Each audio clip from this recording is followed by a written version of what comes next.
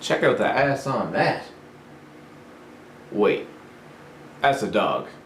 What's up, everybody? It's Luke James, not the singer. If you're an indie artist looking for an album review or some promo, you can hit up Luke at redmattersite.com. And what I have for you boys and girls today is another episode of The Archives, where we take a look at classic albums from the past.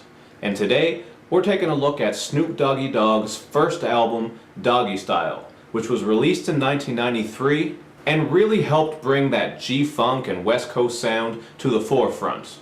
Now, I can just remember parents being a complete mess when this album came out because of all the talk about the explicit content and how gangsta rap was ruining the minds of young kids.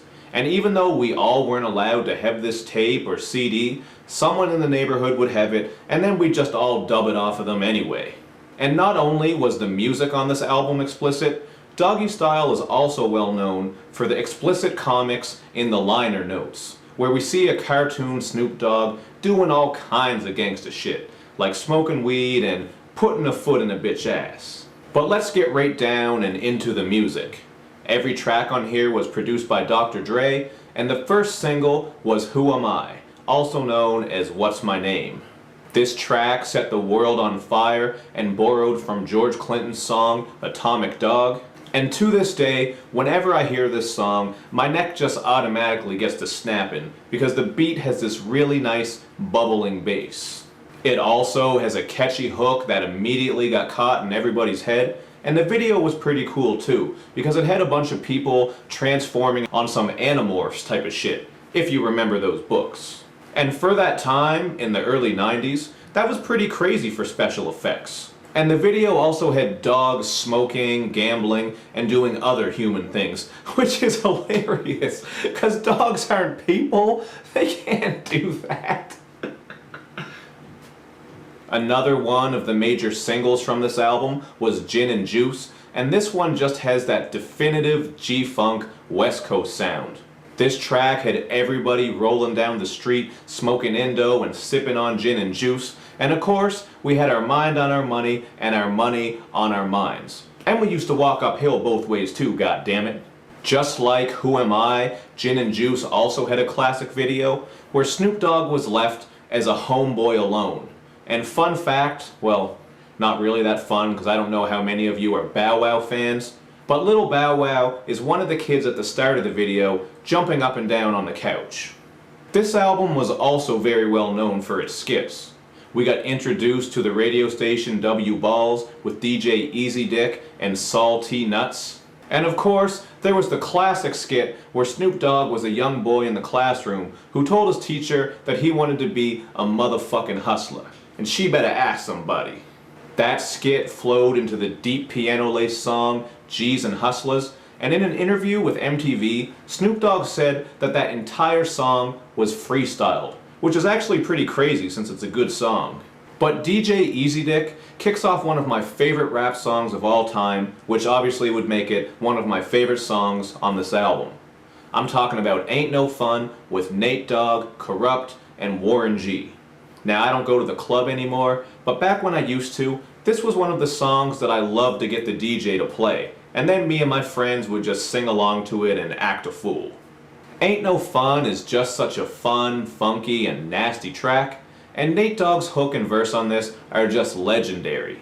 You might also notice that he borrowed from this verse for his verse on the Dr. Dre song Explosive, which is off his album Chronic 2001. Another favorite track of mine on Doggystyle is The Shiznit, and as a lot of you know, J-Rock borrowed from this song for his track Parental Advisory. And I know I pissed a lot of you off when I reviewed that song, because I wasn't feeling it. I felt like he just basically jacked The Shiznit, and The Shiznit is a classic, so just leave it alone. The beat on The Shiznit is just smooth and grimy at the same time, and in the second verse, Snoop Dogg spits some diss bars at the rapper from Miami, Uncle Luke. Because apparently Luke and Dr. Dre had some issues. Also, for a quick laugh, look up Fat Iraqi Gangsta Kid on YouTube, because it's relevant to this topic of the shiznit. Now really, there's not too much deep content to get into with this album. But at the time it came out, Snoop Dogg had a sound and flow like no other, So he was respected because he was an innovator in his own way, even though his lyricism wasn't really crazy. But he did do a little bit of storytelling on this album, like on the slowed down track Lottie Dottie, where he tells the tale of getting up in the morning, going out, and then having to deal with two crazy women who want his doggy bone. Then, on Murder Was the Case, Snoop Dogg dies, makes a deal with the devil, and then comes back to life, which was a pretty interesting concept, and this song went on to spawn a short film as well as a soundtrack that went with that short film. There's also the grimy-ass West Coast posse cut, Serial Killer, featuring DOC, RBX, and the Dog Pound. And of course I can't leave out Doggy Dogg World, which also featured the Dog Pound, as well as Nancy Fletcher and the Dramatics. Doggy Dogg World was another one of the singles, and it was also one of my favorite tracks on the album just because it was very smooth and laid back. Not to mention that Corrupt absolutely snapped on his verse. And lastly, I gotta give love to the Lady of Rage, who a lot of people know for her single, Afro Puffs. She actually kicks off this entire album with the first verse on the G-Funk intro, and she also delivered some really hard bars with Snoop Dogg and the Dog Pound on the song For All My Niggas and Bitches. This one had that classic West Coast sound with that high-pitched synth, and some really hard, heavy boom-bap drums. It's definitely one of the harder tracks on the album, and the same can be said about Pump Pump, which featured Snoop Dogg's young-ass cousin, Lil Malik. I don't even know how old he is on this song, but he sounds about 10 years old, and he kills it. So there you have it, my thoughts on Snoop Dogg's classic from 1993, Doggystyle. So now it's your guys' turn. Hit me up in the comments section and share with me your experiences and what you remember about this album when it drops. And as usual, do all that other good YouTube and social media stuff, where you like my videos, you share them, you follow me on Twitter, you retweet the videos, and you especially subscribe to my channel. That one is very important because we're trying to hit 5,000 subs.